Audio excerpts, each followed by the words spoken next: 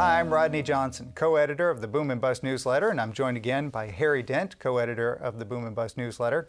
And we're here for the second video in our 3-video series on Harley Davidson and really the greater economy. What's gone on over the last 30 years, what's going on right now, and what we expect in the years ahead.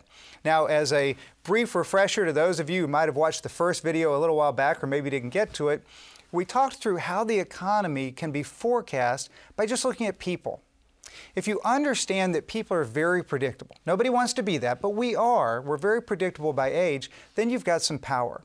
Now, this is based on where we are at our age and stage of life, and it has to do with families. When we start having children, we do very predictable things over time, and we can forecast demand for different products, different industries, and even the broad economy based on the age of people at different ages and stages of life. Now, this brings into play the baby boomers, the largest generation in our economy. Because they are such a large group, if we track them through the economy from when they were very young through to where they are now, just over 50 years old, we can see how they were demanding different products and services as they aged. Which of course brings us to Harley Davidson. As we pointed out in the first video, the demand for motorcycles peaks between 45 and 49. There's a huge spike. And as Harry talked about, it's because you're at that point with your kids being born when you're 28. When you're 45, 46, they're now leaving home. You have time. You have some money. You can go spend things on yourself. You may be even actually trying to recapture just a little bit of your youth. And so you go buy a big Harley Davidson. Now, with that as our background, how many people are at each age and stage at which time? Well, the boomers were born in the late 30s. I know people talk about 1946 as being the first boomer, but the bottom of the chart in births is really 1937 through 1961.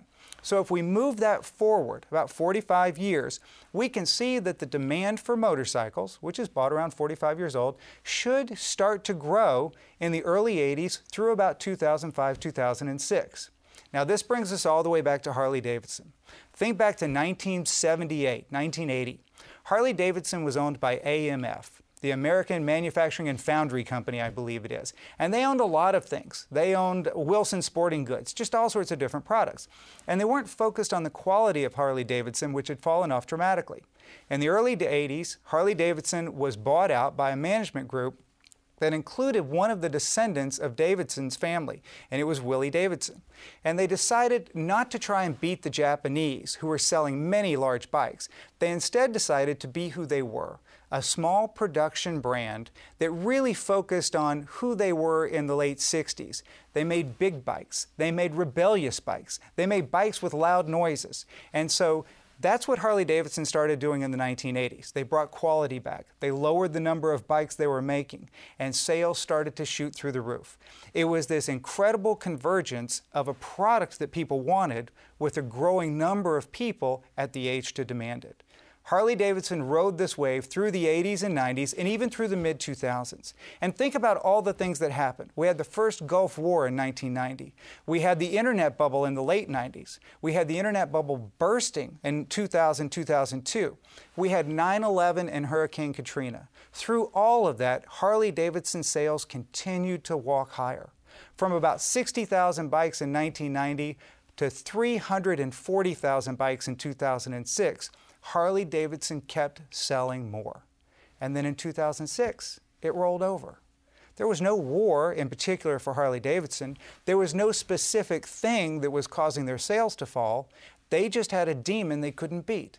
Demographics, more specifically the demographics of their target market, was shrinking.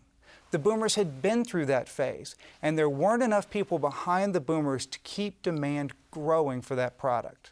Now that's very interesting because, as we talked about in the first video, that gives us insight into the broader economy as to what could happen in other industries and even the broader economy in general. And so, Harry, knowing that Harley Davidson had this demographic, they had these people they were selling to, what could they have done to really fight some of this fall off that occurred after 2006? Well, you know, one of the most important things, when I was in college, I literally had a thesis.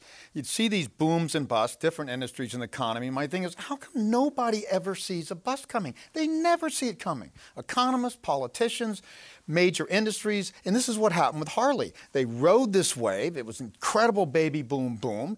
They were the company that captured that lifestyle. I mean, remember, think about that for a minute.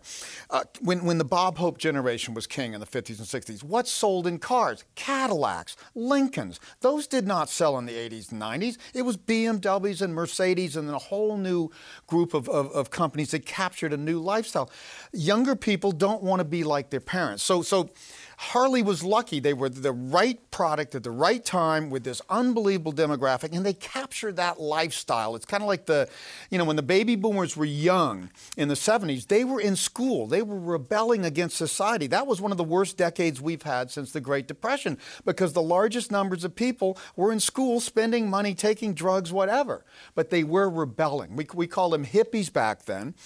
And suddenly the economy turned around, not because of some political thing. These baby boomers moved mainstream and started to become yuppies, young, hardworking families. We call it, hippies to yuppies, cocaine to Rogaine. That's what changed the economy from the 70s to the 80s and forward. It's the same with Harley Davidson. This generation comes along, they start buying motorcycles, the younger ones get older earlier, and they go for this new brand that was more consistent with their lifestyle in the 70s as they grow up and become high-earning people. And when they have their midlife crisis, they wanted motorcycles. I don't even think motorcycles were a big market, certainly not big, expensive motorcycles like Harleys for the Bob Hope generation for them. So there's two principles here. Companies in an industry, investors, should be able to see a boom busting. Again, just like we showed the economy busted on a 46-year lag, well, you do a 45-year lag on Harley, and you think, well, gosh, around 2006, we should start worrying about demand dropping off, both because the demographics of the people who buy motorcycles can drop, but also, hey, maybe the next generation aren't going to want to be like their baby boom parents. So Harley should have been more cautious coming into 2006, 2007. Instead of what? They're doing like every business, ramping up production right till the bitter end. So they get a minor drop in sales in 2007, bigger in 2008. Their stock drops enormously because they overproduced, and it killed their margins. So that's the thing. Economists, investors should be able to see the broad economy booming. We've been warning about this downturn for 20 years, that it was going to start around 2008. Same thing with Harley. We said Harley was going to boom. It's going to be one of the strongest industries because it's so concentrated in the spending, and it's a high-ticket item with these baby boomers. And then Harleys and motorcycles were going to suddenly bust. Harley didn't see it coming. That's the point. And that's very interesting, because what Harley Davidson did, of course, is they were selling more bikes. They had their Centennial in 2003. They bring out the V-Rod. They're selling a couple 100,000 plus. They get to 344,000. 2006 to 2008, they had a 10% drop in sales. It was not a big deal, but it was a drop in sales. But their stock price had fallen dramatically from the mid-60s to the mid-30s. This is before the downturn in the economy. And it's because they had no visibility as to what was going to come next. They didn't see what they were going to do to combat this drop. Now, you talked about the broader economy briefly. We saw this same thing using these same tools, demographics, predictable consumer spending patterns, and said, look, it's not just Harley. It's not just motorcycles. Home building, home buying is going to drop like a rock. And when it does, you're going to have this huge vacuum in the economy. And you're going to see consumers pull in their horns and say, I don't want to spend like that anymore.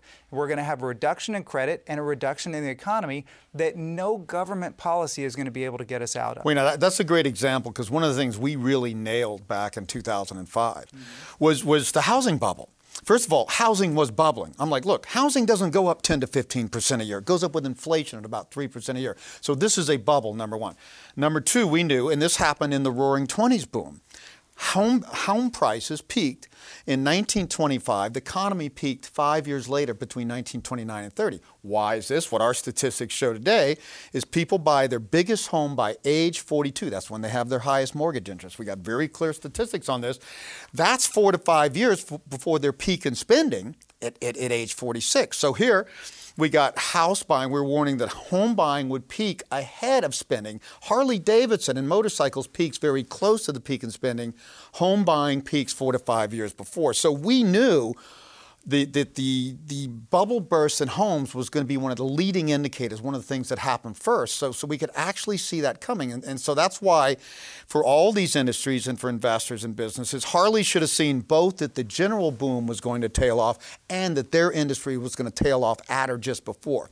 Home builders should have seen this even more clearly. And in fact, because it was such a bubble and because interest rates were so low, home building actually should have peaked more around 2003 or 4. The bubble kept it going a little longer. But home builders should have clearly seen that their industry was going to peak ahead of the economy. And then, of course, there's some industries that are going to peak later.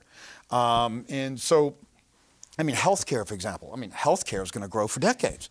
So again, there's the economy, there's your industry, and if you're investing in a certain industry or a certain company, there's their industry and there's the economy. Both of them have an impact on a company. Which brings up a great point. So Harley Davidson went through this incredible drop in their sales, then their production, and then, of course, their stock price following suit. The broader economy followed the same pattern, of course, right afterwards, just as we had forecast, and you had forecast for many years ahead of that. And so the question becomes, what's next? Well, in our next video, in the third and final installment, we're going to talk through what Harley did, because companies don't stand still. They don't just say, gee, we fell off production, let's sit here and see what happens. They retool, they innovate, they change. And we're doing that with the broader economy as well as industries and companies specifically as Harley Davidson. So join us in the third video and we'll talk about what Harley did and where they're headed next.